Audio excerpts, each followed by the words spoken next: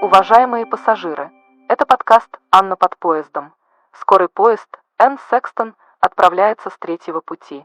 Желаем вам приятной поездки.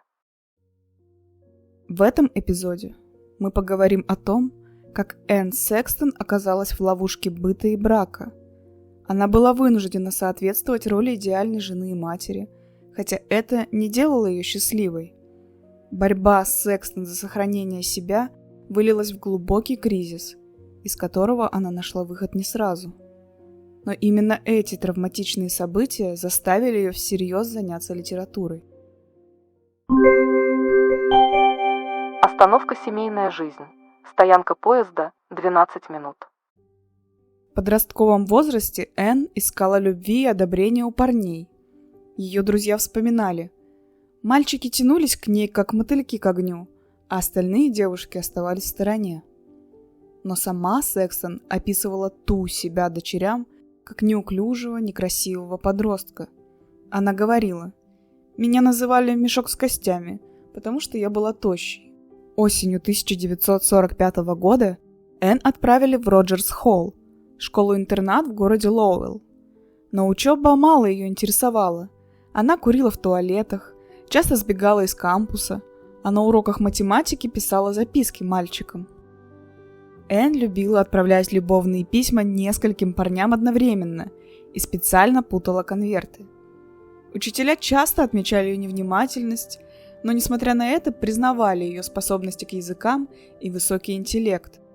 Когда Энн было 17, родители надеялись, что она выйдет замуж за Джека Маккарти, с которым они встречались с 8 класса. Джек писал стихи и мечтал стать писателем. Энн была популярной, но по воспоминаниям Джека ее нельзя было назвать крутой в общепринятом смысле.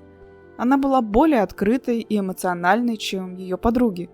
Однако в начале последнего учебного года Джек разорвал отношения. Для Секстон это стало сильным ударом. Вскоре после этого Энн впервые написала стихи, которые потом называла угнетающими и мрачными. Энн начала писать стихи в форме синквейнов, коротких пятистрочных стихотворений. Этот жанр в начале 20 века создала американская поэтесса Аделаида Крепси. Она вдохновилась японской поэзией. Мать Энн усомнилась в том, что дочь сама написала свои стихи. После этого Секстон забросила поэзию на долгие годы. В 1946 году Энн Секстон без особых успехов закончила школу и решила не поступать в колледж. Вместо него она выбрала финишную школу Гарланд в Бостоне. В таких школах девушек учили вести светские беседы, организовывать приемы. Также они изучали основы стиля и этикета. В Гарланд, например, проводились уроки на тему искусства очарования, где девушек учили, как с помощью взгляда или жеста привлечь внимание и расположить к себе собеседника. Энн пошла туда не потому, что не было других вариантов. Она просто не видела себя в академической или профессиональной сфере. Ее целью было выйти замуж и вести светскую жизнь. Ведь такой расклад считался идеальным для девушек ее круга. Она говорила, что единственное, чему научилась в этой школе, готовить идеальный белый соус. Большую часть времени Энн ходила на свидания с парнями. Весной 1948 года Энн объявила друзьям о помолвке с молодым человеком из Уэлсли. Началась подготовка к свадьбе. Ее сестры недавно вышли замуж, и их свадьбы были пышными. Секстон тоже мечтала о подобном торжестве. Но уже в июле судьба внесла свои коррективы. Энн познакомилась с Альфредом Секстоном. Ее жизнь резко изменилась. Близкие называли Альфреда Кайо. Он получил это прозвище еще в детстве. Однажды его уложили спать в ящике комода, точно так же, как и Кайо, второстепенного героя комикса Мун Маллинс. Энн и Альфред познакомились через переписку. Он был студентом-медиком в Гамильтоне, а Секстон училась в Бостоне. Кайо по предложению общей с Энн подруги отправил письмо первым. На него Секстон ответила открыткой с купидоном и подписью: «Приезжай ко мне как-нибудь». В письмах она называла себя женщиной-загадкой. Впервые они встретились в июле 1948 года. Кайо вспоминал, что Энн показалась ему чертовски красивой. Секстон тоже сразу влюбилась в Альфреда. Их роман развивался стремительно, и вскоре Энн разорвала помолвку с другим парнем. Кая познакомил Энн с семьей. Его родители были строгими и сдержанными людьми. Они воспитывали Альфреда и его сестру Джоан довольно традиционно. Секстоны ожидали, что сын приведет домой девушку с таким же воспитанием. Но Энн была далеко не пай девочкой. Она курила, была дерзкой, любвеобильной. На первой встрече с родителями Кая Энн накрасила губы ярко-красной помадой и случайно испачкала лучшие льняные салфетки миссис Секстон. Хотя Кая тоже рос в обеспеченной семье в пригороде Бостона, после Великой депрессии жизнь Секстонов изменилась. Отец Альфреда потерял состояние на бирже, но им удалось сохранить дом. После нескольких месяцев отношений Энн и Кая начали обсуждать свадьбу. Чтобы обойти возрастные ограничения Массачусетса, они решили сбежать в Северную Каролину. Поздно вечером, 14 августа, Кая выбрался через окно своей спальни, сел в кабриолет Энн, и они отправились в путь. Секстон оставила письмо для отца. Вот строки из него. «Не знаю, как начать это письмо, поэтому скажу прямо. Я сбегаю с Кая. К тому времени, как вы его прочтете, у вас будет еще один зять. Знаю, что он вам нравится, как и всем моим друзьям, и я его люблю. У вас нет причин противиться этому браку. Кая прекрасный человек, ответственный и добрый. Я понимаю, что многие сочтут побег неправильным способом выйти замуж, но я уже прошла через помолвку и подготовку к большой свадьбе. Мне не хочется переживать это снова. Мы вернемся через неделю. Пожалуйста, не злитесь. Мы не хотим причинять вам боль. У меня предчувствие, что семья Кая будет в ярости. Мы едем в красивое место на медовый месяц и скоро вернемся обратно. Ведь во вторник у меня прием у стоматолога». Пара провела 4 ночи в шикарном отеле на Вирджиния-Бич. Их друг, которого они случайно встретили на отдыхе, вспоминал, как влюбленные светились от счастья. Энн описывала торжество в письме матери так. «Наша свадьба прошла в милой маленькой белой церкви, прямо перед закатом.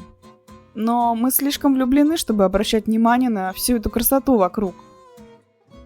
Кажется, мама, ты когда-то говорила, что люди редко наслаждаются медовым месяцем. Так вот, это точно не про нас. Все гораздо чудеснее, чем я могла себе представить. Я замужем за самым милым, самым добрым и самым любящим мужчиной на свете. Я люблю его намного больше, чем когда сказала ему, что выйду за него замуж. В 20 раз больше». Секстоны были в ярости из-за их тайного брака.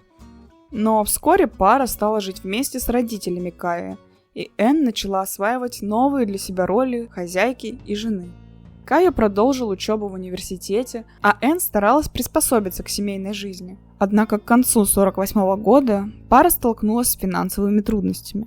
Альфред пришел к выводу, что его длительное и дорогостоящее обучение на врача не обеспечит им стабильности.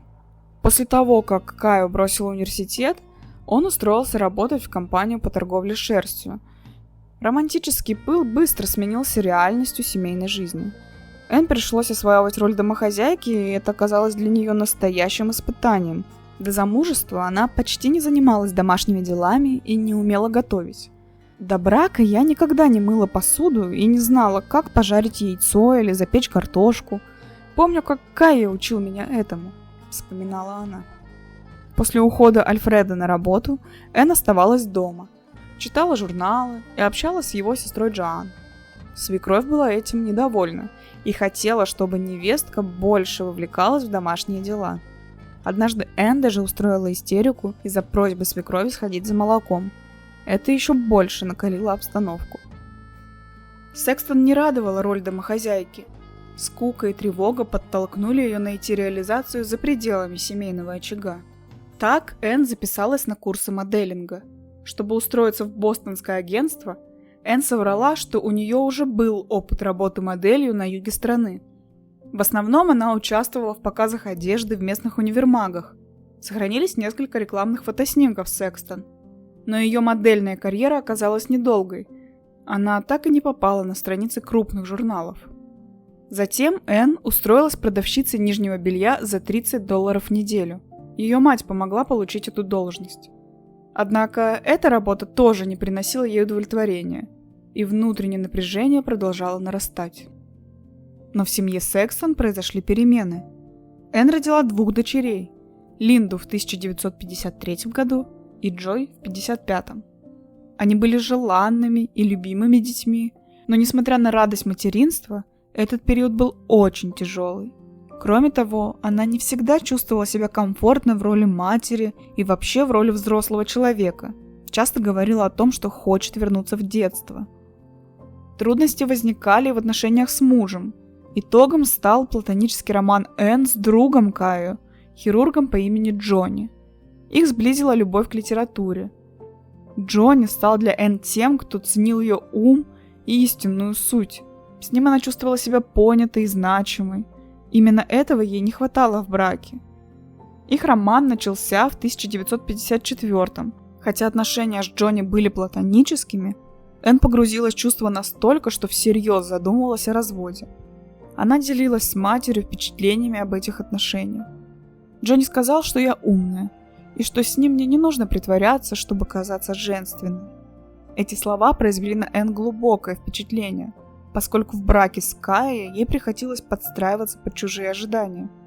Но мать Энн настояла на том, чтобы дочь прекратила отношения с Джонни и начала проходить психотерапию у доктора Марты Брунин-Орн.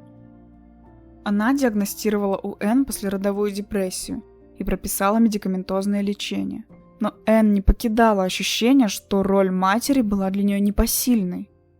Стоит отметить, что Кайо знал о привязанности Энн к своему другу Джонни, хотя и не осознавал всей глубины ее чувств.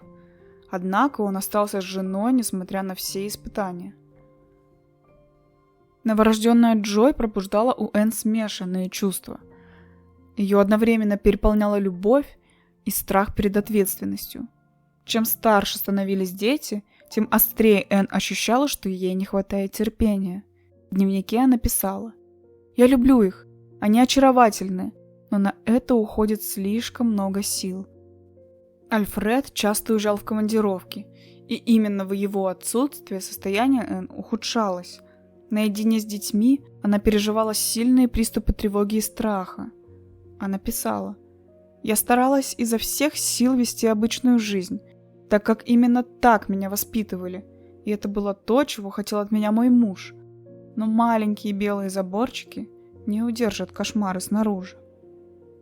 Однажды в гневе она ударила Линду, но затем поняла, насколько ее состояние опасно для детей. В один из вечеров, когда Кайо вновь был в отъезде, Энн почувствовала себя особенно одинокой и беспомощной. Она приняла барбитураты, которые позже назвала моими убийственными таблетками. Однако она сообщила о своем поступке близким, поэтому ее тут же отвезли в больницу. Это стало кульминацией ее внутренней борьбы, и ей пришлось обратиться за профессиональной помощью. После первой попытки самоубийства и начала терапии жизнь Энн изменилась навсегда. В следующем выпуске мы поговорим о том, как поэзия стала ее спасением.